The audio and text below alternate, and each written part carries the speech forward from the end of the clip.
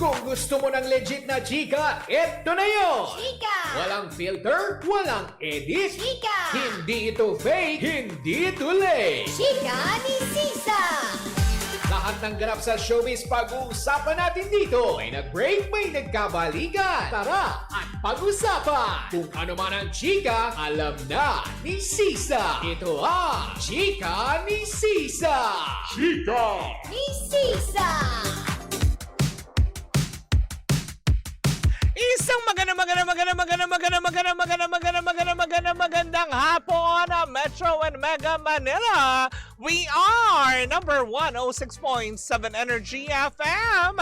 Pangga, wag mong sabihin radyo, sabihin mo energy. Sa magandang hapon po sa inyong lahat.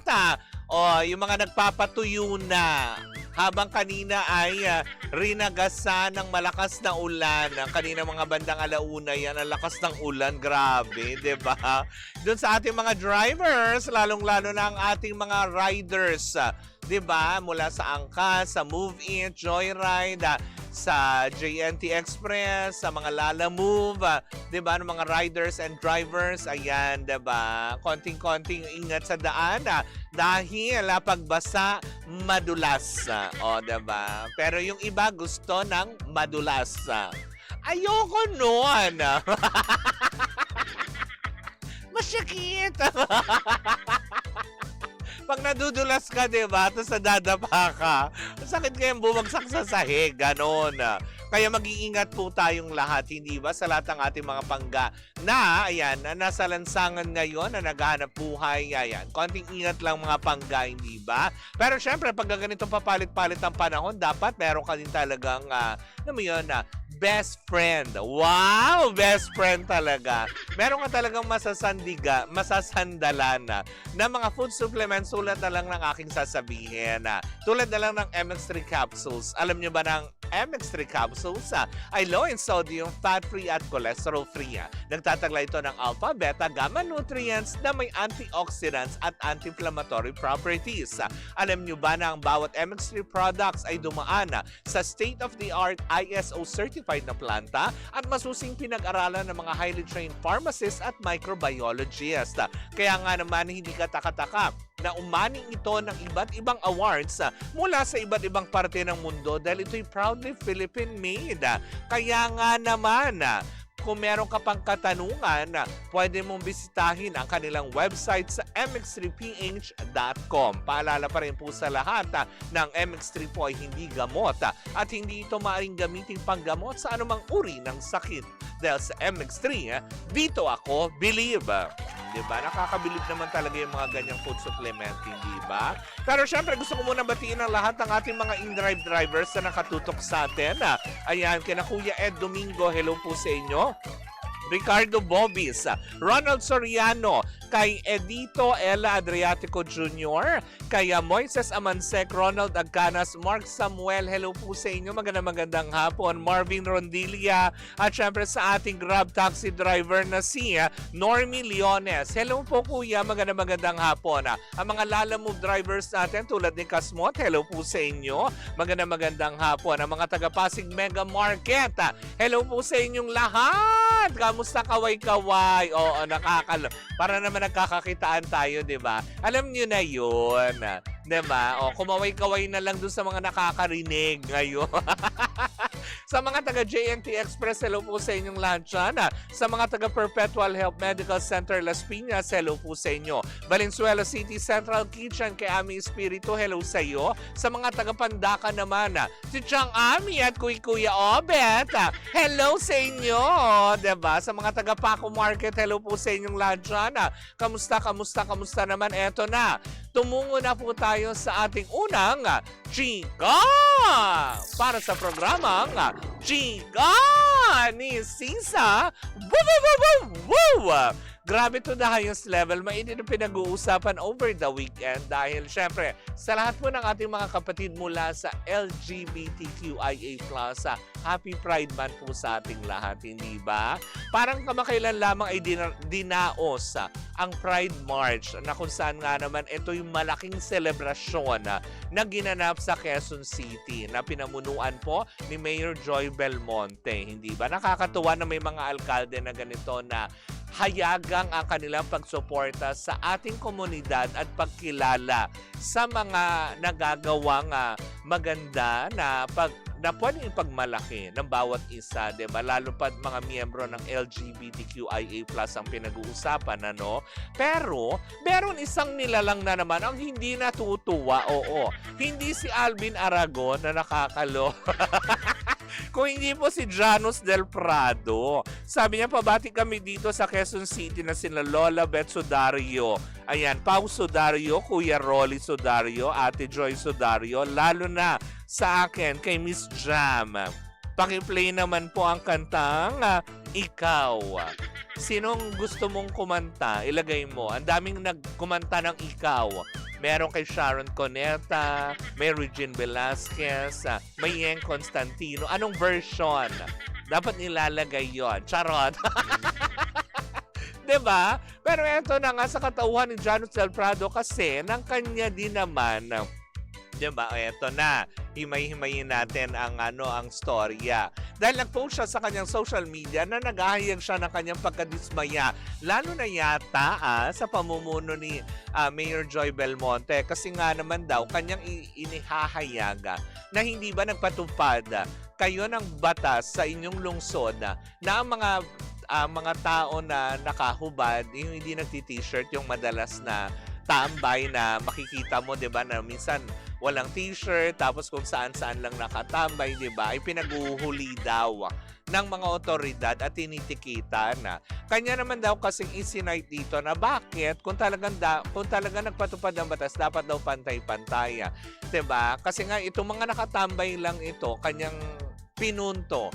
Itong mga nakatambay na lumalabas sila ng kanilang bahay dahil sa sobrang init na kanilang nararamdaman sa loob ng tahanan, kaya siguro walang mga pang-itaas na kasuotan, mga half-naked kung tawagin, hindi ba? Kung naka-shorts, ba, pero walang t-shirt. Samantala daw dito sa Pride March na ito, ay halos daw yung iba, alam mo yun, nakikita na kung ano-ano man, o diba? Ay para bang sabi na parang nasan ba ang justice doon? Yun ang kanyang Kaya parang kinukol niya yung attention ni Mayor Joy Belmonte patungkol dito sa batas na ipinatutupad sa Quezon City na dapat daw kung magpapatupad ay dapat daw lahat. Samantala daw may mga nag-march nga daw ng mga nakabikini, na mga ganyan na bakit daw pinaguhuli. Ngayon eto na, inula naman siya ng sandamukal na mga reaksyon mula sa mga netizen, hindi ba?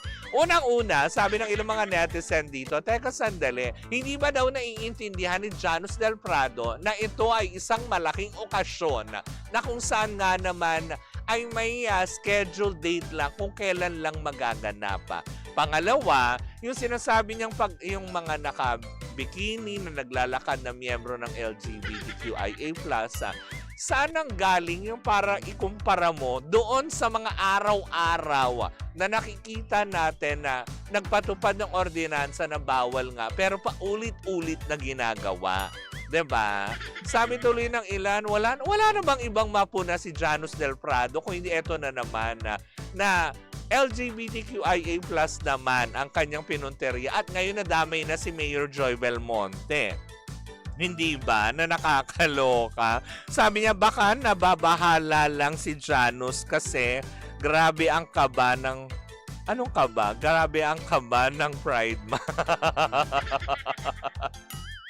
Diba? Yung mga netizen na nagko-komento doon ngayon on social media na binabalikan siya na sana ay naiintindihan mo na ito isang selebrasyon kung saan pwede kang maghayaga ng iyong ekspresyon, hindi naman sa pamamagitan ng pagbikini, diba? Kung doon nila nahayag na sila ay masaya, 'Diba, sa pagdiriwang na kung saan wala namang malaswa naman na nangyayari, hindi ba?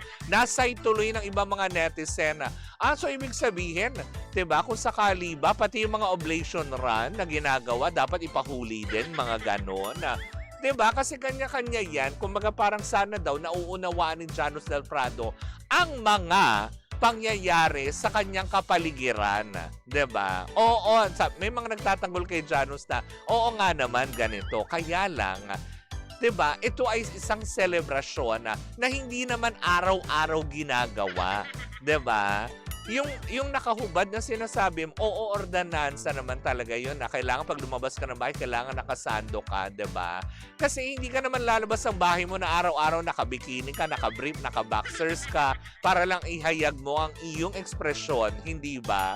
Sa mga tao. Kumbaga ito ay isang venue na dito nyo gaganapin na naiintindihan niya sa mabuti ko nakita mo sana, Janus, ang mga miyembro ng LGBTQIA+ na 'di ba, wala doon sa lugar, if I'm not mistaken sa QC Circle ito ginawa, hindi ba?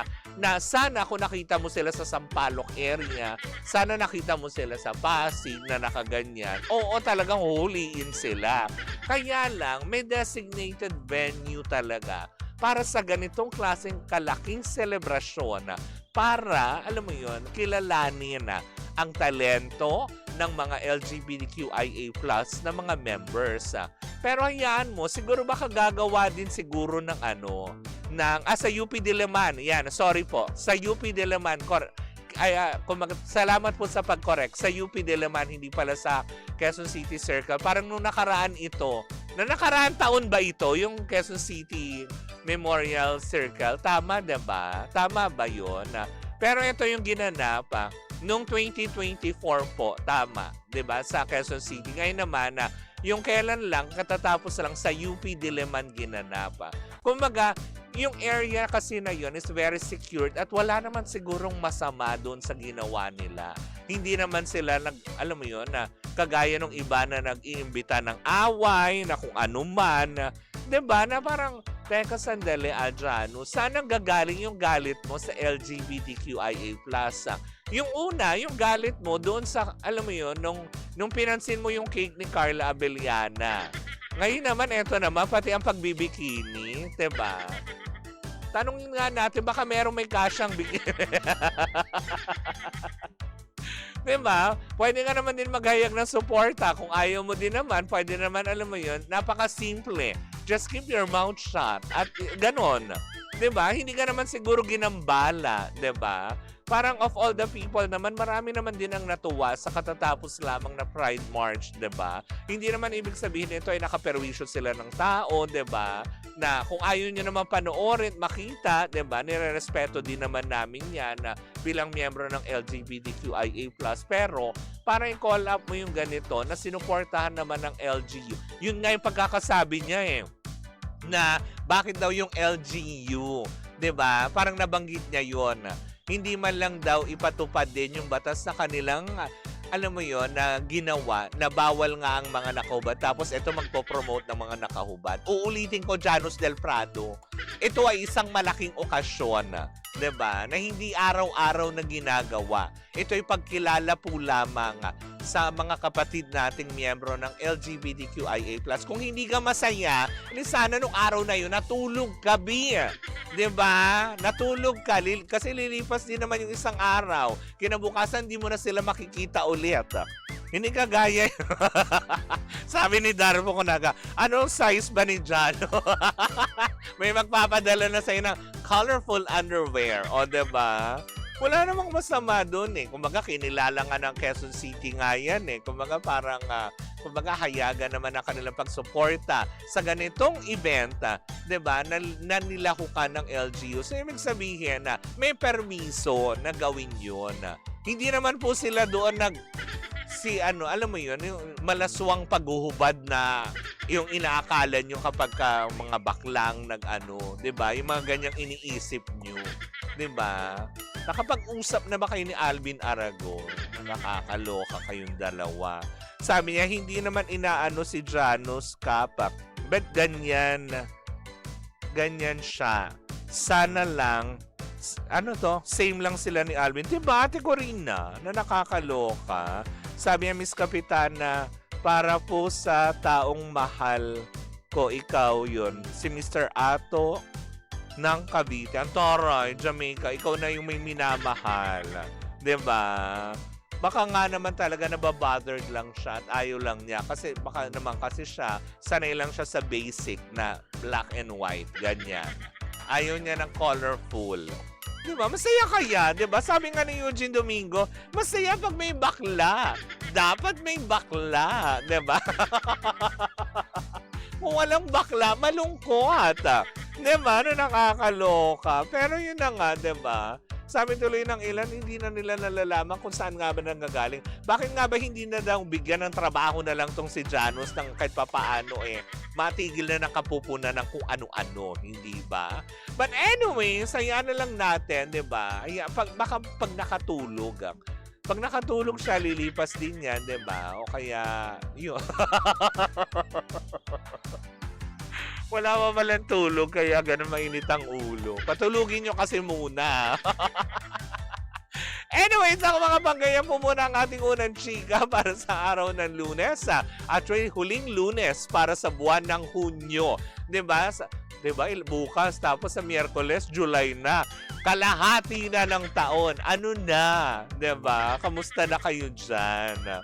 Anyways, ako mga panggay, tuloy po muna natin ang ating tugtugan. Ako po si Kapitana Sisa at eto pa rin ang Chika ni Sisa. Woo, woo, woo, woo, woo! At tuloy-tuloy pa rin po ang ating tugtugan. Dito po lamang yan sa number 106.7 Energy FM. Panggawag mong sabihin radyo, sabihin mo Energy.